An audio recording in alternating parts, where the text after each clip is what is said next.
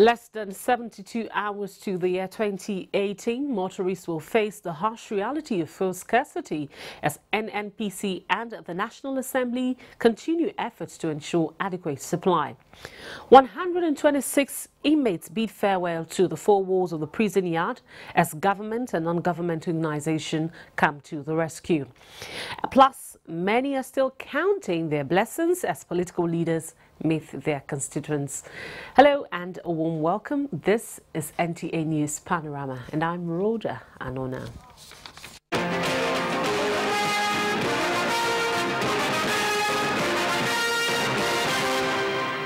Now let's begin with an update on the fuel scarcity as 55,000 litres of petrol diverted to Bassa and Sauka villages on the outskirts of Abuja have been confiscated by a combined team of the Nigerian National Petroleum Corporation and the Department of Petroleum Resources and the Nigerian Civil Defence Corps. The Managing Director of the NNPC, Dr. Mekanti Baro, decried the profiteering and adulteration of petrol at the expense of citizens. He assured the people that the scarcity will end in a couple of days. Lydia Sampson now has an update. When you speak about hoarding and diversion, to a layman, it may sound like a drop in the ocean. But key players in the downstream say it is indeed massive and it is rocking the boat.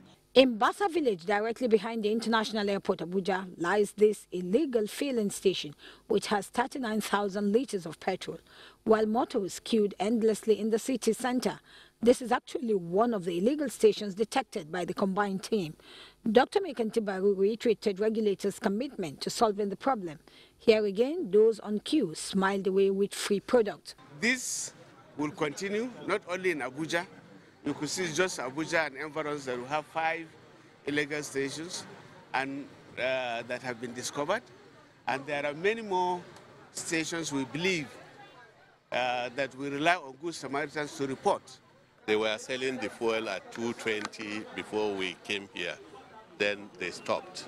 And now, since they saw us pass, before coming back, they have started selling at 145. They are always in the station, and anybody found guilty, charged.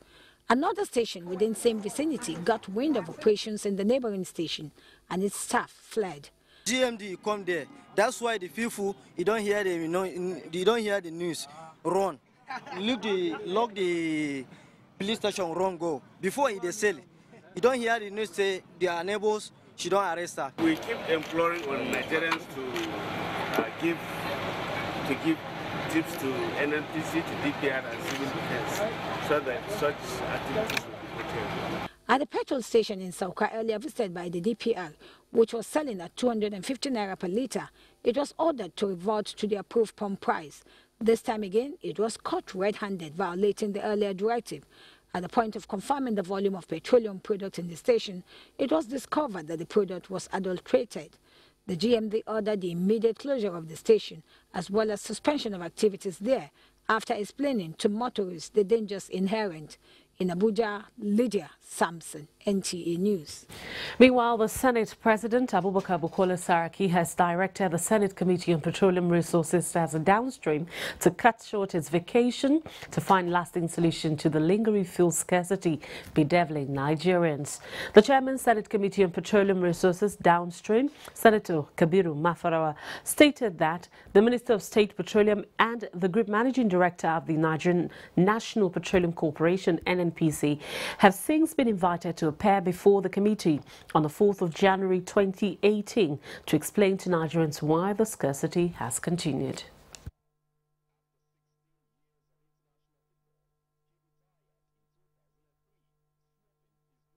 To this effect, the committee has invited the Minister for Petroleum, Dr. Ibe Kachuku, and the Group Managing Director of Nigerian National Petroleum Corporation, Dr. Mekanti Baro, and other stakeholders to appear before it on Thursday, the 4th of January, to address the committee, but Nigerians in general, to the measures they have taken.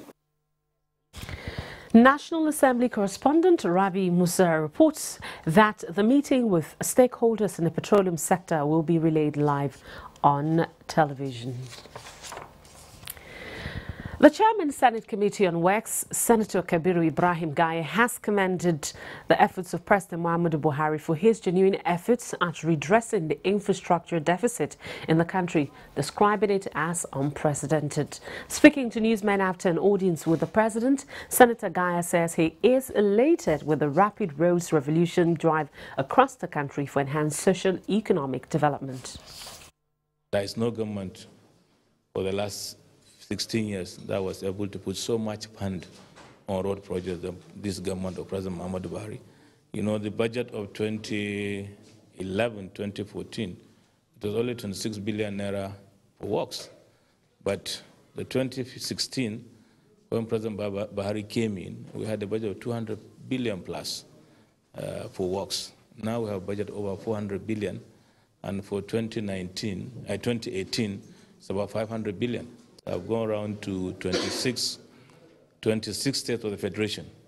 Remain, I think, Southwest and 3 states in the Northwest for me to visit. But actually, I've gone through all those projects. We see what projects are going on. In some places, there are issue of payments, but contractors President have already ordered for contractors to be paid. And I'm sure they are making payments to contractors from last week to today, and maybe up to next week. So therefore, projects, on road projects, we have to thank President Buhari for putting extra effort on this, and may Allah continue to give you good health and strength to continue. Gaye thanks President Buhari for approving 155 billion naira for Abuja Kaduna Kano Road project. As part of its interagency collaboration towards combating crime and protecting lives and properties in the country, the Nigerian Police Force has signed a memorandum of understanding with the Nigerian Immigration Service to strengthen its Interpol activities in the country. Olajide Bello has details. On the 31st of January 2017, the Inspector General of Police, Ibrahim Idris, inaugurated the newly refurbished National Central Bureau headquarters in Abuja on the Interpol I-247 Secure Global Communication Network System. This is with a view to strengthening the synergy and extend Interpol I-247 access to other relevant law enforcement agencies in Nigeria. Is to avail each of these agencies a veritable platform to access and share critical crime-related information using the organization's system of international notices, populate Interpol database. Has created the conducive and enabling ground for other critical security agencies in Nigeria to key in and be able to ensure that there is synergy. The access, when fully operational, will optimally lead to a corresponding increase in the arrest of fugitives, wanted persons, human and drug traffickers, stolen vehicles, firearms, and other transnational crimes. In Abuja, Olajide Bello, NTA News. The Nigerian Army military has been reminded of the need to be dedicated to duty by ensuring peace in the country. Nasarawa State Governor Umaru Tanko Al-Makura gave the charge in a message to the 2017 West Africa Social Activities WASA of the 177 Guard Battalion in Kefi. Rosemary Bilal reports. Umaru Tanko Al-Makura, represented by the Secretary to the State Government, Abdullahi Mohammed, employed the Nigerian Army to remain disciplined and continue to operate in line with the rule of engagement. From the background you could see, there are people from across the nation. This is what we call diversity. This is what we call unity. This is what we call solidarity. Special guest of honor, Major General Musa Sani Yusuf, commended the 177 Guard Battalion for the event, describing it as instruments for improving performance of the military. For the present CEO, I want to urge you that what you have started with, if you cannot improve on your standard, please maintain the standard. West African social activities is regimental activity aimed at getting officers, soldiers and their families together in a conducive social atmosphere to mark the end of the year. Some guests lauded the initiative challenging other security institutions to follow suit, as that would build confidence between them and civil society. Highlight of the occasion were a commissioning of the solar street light, cultural troops, food competition, award presentation, cutting of cakes, and lots more.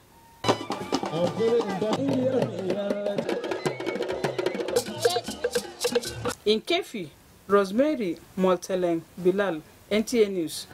126 inmates in various prisons with minor offences and options of fine have been set free by the Presidential Committee on Prison Reforms and Intervention. This is in line with the Federal Executive Council's directive to the Federal Ministry of Justice to fast-track the decongestion of prisons in the country. Ali Tukur reports.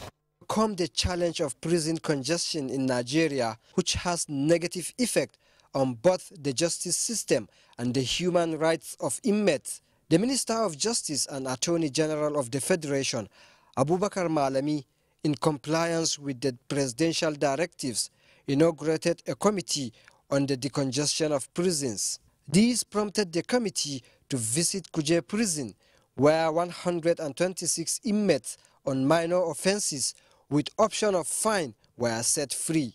Of the 126 inmates, the FCT Minister Muhammad Bello paid for 114 inmates who are from Suleja prison, Kefi Old and New prisons, as well as Dakwa Farm Center.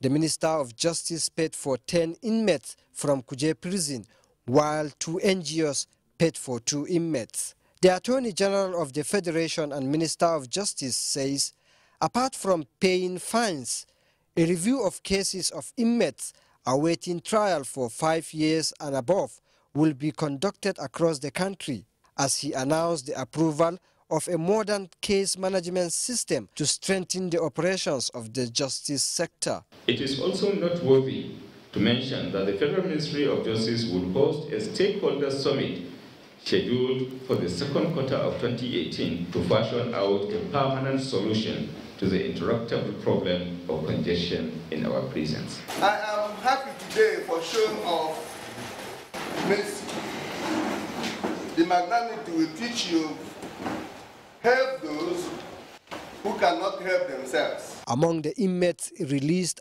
are a 60-year-old who has been remanded in prison without any established case against him, and a 33-year-old who was convicted when he was a minor. At the end of the day, we will have a more effective prison services. With the intervention of the Mr. President and Commander-in-Chief of the Armed Forces of the Federal Republic of Nigeria, prison was able to intervene in infrastructural decay. The exercise will be replicated in various prisons across the country. In Abuja, Ali Tukur, NTA News. You're watching NTA News Panorama. We'll take a break now, and when we return, Jigawa State keys into federal government's diversification program on agriculture. More details when we return. The struggle for independence had been a long and tough one. Our founding fathers and compatriots sacrificed their comfort and even shed their blood. We cannot at this point in history afford to spirit away their sacrifices for immediate but temporary gains of today. Let us emphasize what unites and not what divides us. Working for the unity of purpose with a stronger vision for a better tomorrow. NTA, growing with the nation. Together, no matter where you come from, no matter your religion, we are one. Let's live together. Let's stop fighting each other. Let us live as one. It doesn't matter where you come from, your tribe or religion, man, woman or child. It doesn't matter who you are. Put Nigeria first. No matter where you come from, no matter your religion, we are one. Let's live together.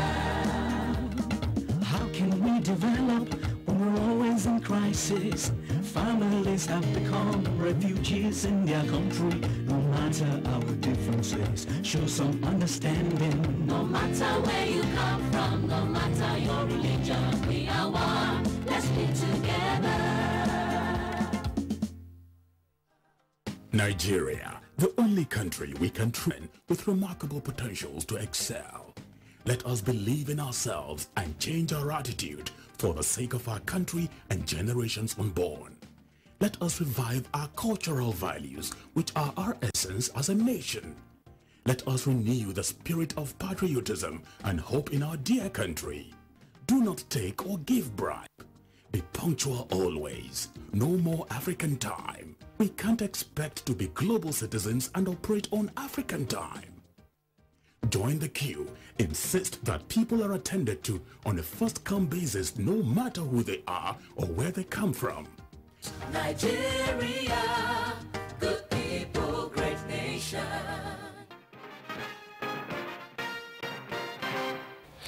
Welcome back. Senator representing Borno South, Ali Ndume, has advised internally displaced persons, IDPs, not to relent in cooperating with authorities by being law-abiding and security conscious for the good of the people in the areas affected by insurgency and for the good of the nation. Speaking while addressing IDPs from his senatorial district, Goza, Senator Ndume said the federal government is fully committed to returning peace to the entire Northeast region and the nation at large. Dennis Adekunloye reports. These 20,000 IDPs from Goza were generally happy with Senator Ali Ndume's gesture, especially with the offer of motorcycles that will engage the youth for income generation, thereby contributing positively to the revenue coffers of government. Senator Ndume emphasized the strides made by federal government this year in the northeast parts of the country and how peace is steadily returning. They are operating in the outskirts of Abuja. They can use these motorcycles, the lucky ones that got it, as a means of livelihood. And we are also going to arrange for the women sewing machines, and grinding machines. He admonished the IDPs not to see their current situation as the defining period of their lives, warning against falling into crime as better days are ahead so long as they remain law-abiding. Dennis Adegunloye, NTA News. In the spirit of the seizing, former and serving co-member in Dutse, Jigawa State, donated food items to Almajiris.